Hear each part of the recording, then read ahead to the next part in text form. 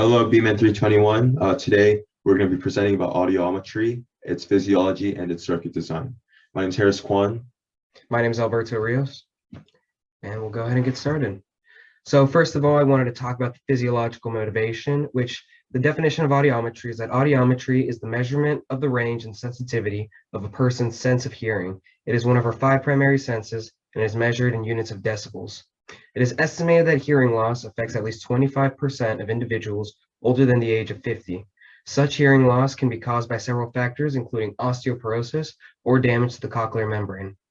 The previously mentioned auditory readings are primarily expressed through certain frequencies, ranging from 20 Hz to 20 kHz. These frequencies vibrate off the malleus, incus, and stapes into the cochlea. Furthermore, these bones that pass on the vibration can be exposed to osteoporosis or degradation. Physiologically, the primary input for the ear to allow for hearing is external vibration from sound. These vibrations travel across the middle ear and into the inner ear, including the cochlea, to be converted into chemical signals for what one may hear based on the frequency range mentioned above. However, in the case of old age, cochlear damage for higher frequencies can be seen as individuals hard of hearing may struggle with frequencies above 10 kHz. Rapid hearing loss due to old age and osteoporosis is shown in large numbers of people. Risk of complete deafness or inner ear damage is a clear sign that there needs to be a safe way of amplifying the decibels and frequencies captured by the middle and inner ear.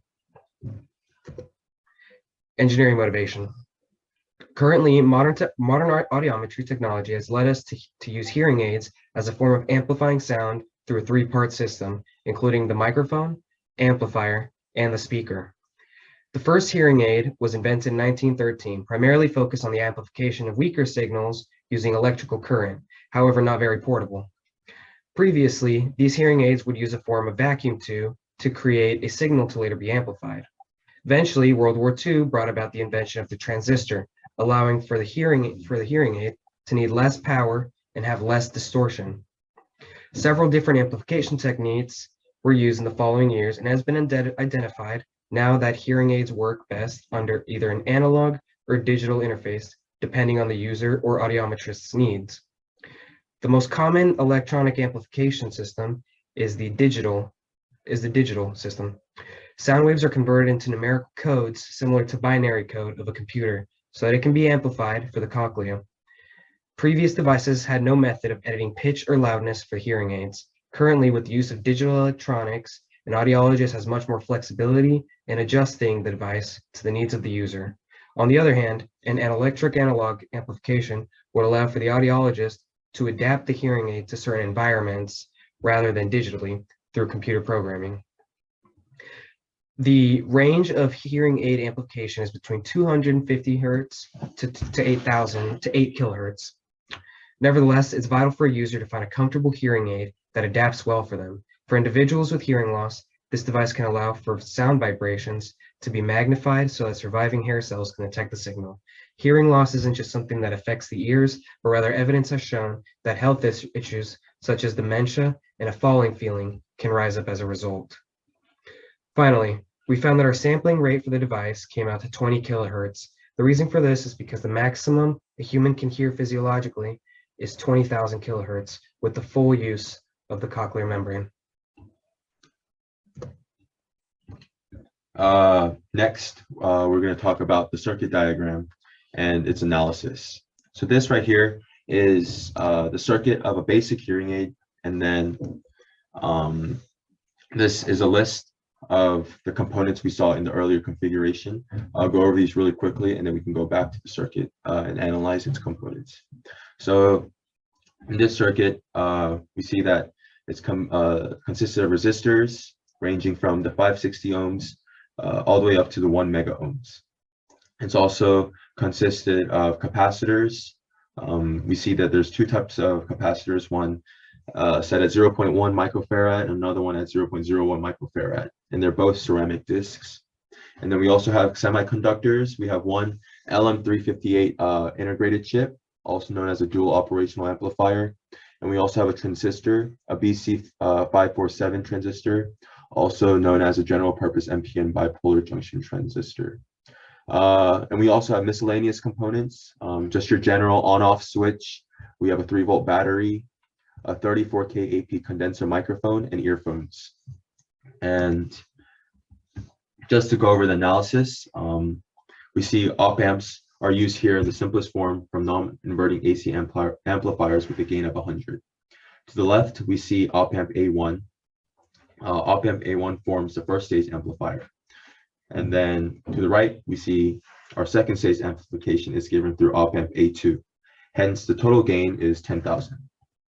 Resistor R1 and R2 seen on the left provide biasing to the condenser microphone, and capacitor C1 is used for coupling. Finally, the transistor T1 the transistor T1 drives the earphones. The circuit hearing aid is small enough to fit into a matchbox, as it uses only one integrated chip and very few discrete components.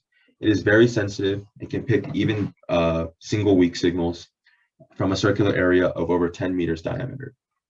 The circuit hearing aid can also work as a baby phone by using a speaker instead of an earphone.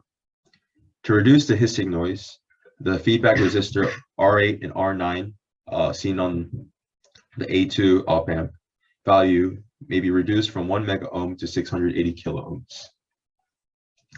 And as a side note, in case a microphone other than a condenser type is being used, the reader may have to experiment with a change of the coupling capacitor as well, whose values may not exceed 10 microfarads.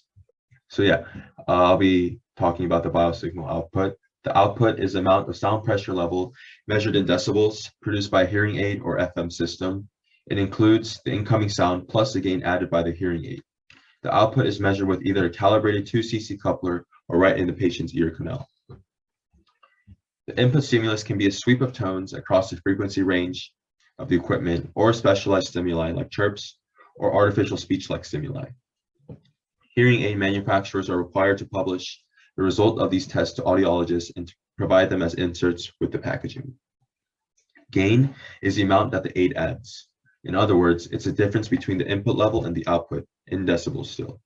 It is typical for gain of linear hearing aids to be measured at 60 decibels, also at the maximum volume wheel setting.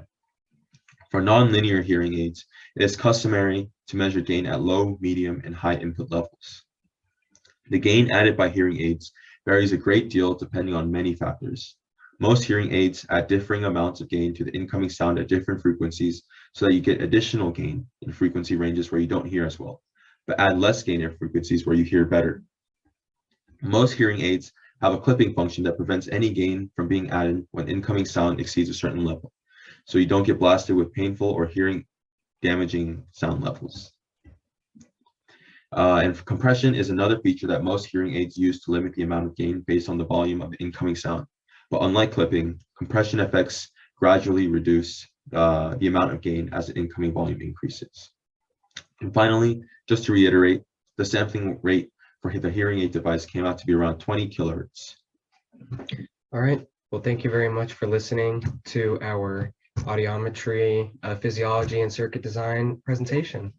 And just to reiterate how we split up the work, me and Alberto both worked on, or Alberto and I both worked on the script. And as you can see, we're both recording the video together, and we'll work on editing the video as well. Yeah, video as well together. All right. So yeah, thank you for watching. I hope you learned a little bit more about audiometry and the hearing aid function and the circuit as well. And yeah, thank you so much. Have a great break.